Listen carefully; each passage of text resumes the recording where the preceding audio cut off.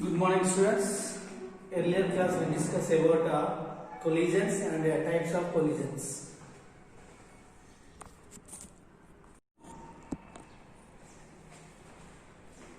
Good morning, students. Yesterday we discussed about collisions and types of collisions. Okay. Today we are going to explain one of the important one-dimensional elastic collisions. One-dimensional elastic collisions. We know that what is called one-dimensional collisions? The colliding particles before and after they are moving in same path.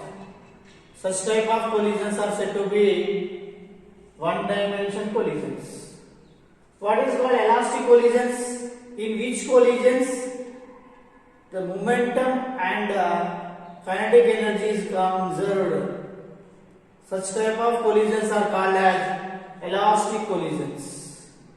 The collisions between fundamental particles, the collision between alpha particle and nucleus, such type of collisions are said to be elastic collisions. Today we are going to explain one-dimensional elastic collisions. Elastic collisions. Let us consider two objects of masses m1 and m2. These two objects are moving u1 and u2 velocities before collision. They are interacting with each other or colliding with each other.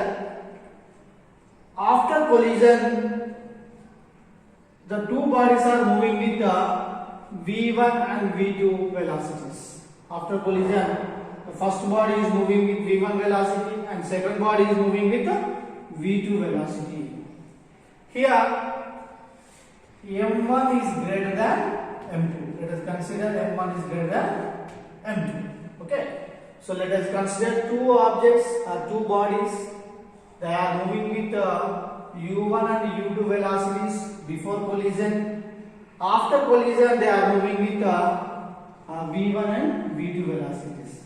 When they are interacting with each other, the momentum can change. The momentum can change. We know that. Okay. So now apply according to law of conservation of linear momentum.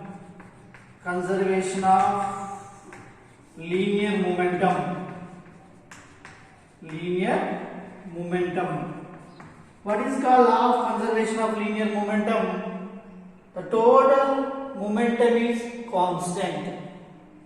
Otherwise, the total momentum of a system before collision should be equal to the total momentum of a system after collision. This is called a law of conservation of linear momentum. So, during the collision, the momentum is always constant. It is called as law of conservation of linear momentum. So, according to law of conservation of linear momentum, the total momentum before collision should be equal to total momentum of the system after collision. After collision. Okay. So the total momentum, first m1 and u1. So first body is moving with u1 velocity. We know that momentum is denoted by p. P is equal to mv. The product of mass into velocity is known as momentum. So m1 u1 implies the first body momentum before collision plus m2 u2 implies the second body momentum. m1 u1 plus m2 u2 gives the total momentum before collision is equal to, after collision the first body is moving with v1 velocity. So m1 v1 implies the first body momentum plus m2 v2 implies second body momentum. So m1 v1 plus m2 v2 is equal to the total momentum of the system after collision. So the total momentum of linear momentum, total momentum before collision should be equal to total momentum after collision. So then above equation may be written as m1 u1. So this term sending this here, this term sending outside. So m1 u1 minus m1 v1 is equal to, so m2 v2 minus m2 u2. So m1 is taken common, u1 minus v1. Here also m2 is having in both terms, m2 is taken common, v2 minus u2. This is equation number 1. This is equation number 1. Okay. So now apply law of conservation of kinetic energy. According to law of conservation of kinetic energy. So what is called law of conservation of kinetic energy? The total kinetic energy of the system before collision should be equal to the total kinetic energy of the system after collision. So the kinetic energy is constant. That is called the law of conservation of kinetic energy. The total kinetic energy of a system before collision should be equal to total kinetic energy of a system after collision. Okay, so we know that the kinetic energy of mv square, so here half m1 u1 square, this is the first body kinetic energy, plus half m2 u2 square, so this is the second body kinetic energy. Half m1 u1 square plus half m2 u2 square implies the total kinetic energy before collision. So that is equal to half m1 v1 square. After collision, the two bodies are moving with v1 and v2 velocities. Half m1 v1 square is equal to the first body kinetic energy after collision, half m2 v2 square. So this is the second body kinetic energy after collision. So half m1 v1 square plus half m2 v2 square should be equal to the total kinetic energy of a system after collision. Okay. So the equation may be written as m1 u1 square. Okay. So here the m1 term sending this side and m2 term sending this side.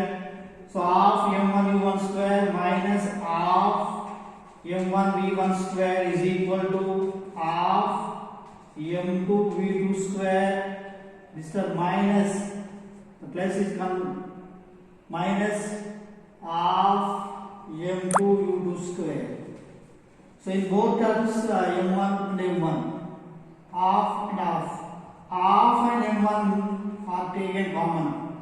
So u1 square minus v1 square, that should be equal to, here also half and m2 taken common, v2 square minus u2 square. Half get cancelled. So the equation m1 into u1 square minus v1 square should be equal to m2 into v2 square minus u2 square. This is equation number 2. Equation number 2. Okay. So now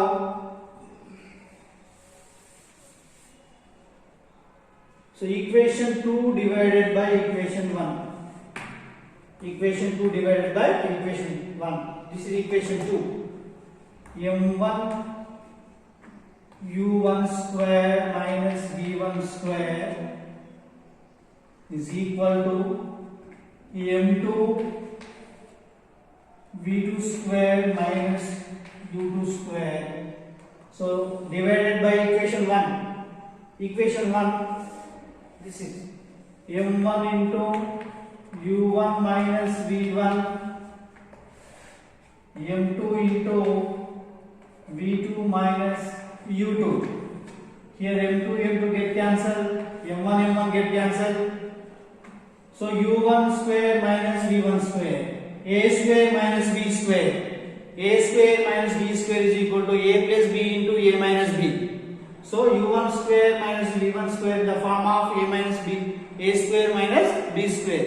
A square minus b square is equal to a plus b into a minus b. So here a plus b, u1 plus v1 into a minus b, u1 minus v1 divided by u1 minus v1. That should be equal to here also a square minus b square, a plus b into a minus b, v2 plus u2 and v2 minus u2 divided by v2 minus u2. So v2 minus u2 and v2 minus u2 get cancelled, u1 minus v1 and u1 minus v1 get cancelled. Finally we have u1 plus v1 is equal to v2 plus u2. Okay, u2 plus v2. So this equation may be written as u1 minus u2. u1 minus u2 is equal to v2 minus v1. So this is the equation number 3. u1 minus u2 is equal to v2 minus v1. u1 minus u2 implies the relative velocity of approach before collision. v2 minus v1, the relative velocity of separation after collision. So the relative velocity of approach before collision should be equal to the relative velocity of separation after collision. So before collision the two bodies are comes near, approach to each other. After collision the two bodies are away from each other. So when they are approach, the relative velocity u1 minus u2. When the separation, the separate velocity, relative velocity v2 minus v1. Okay? I think I understand. I hope you understand you. Thank you.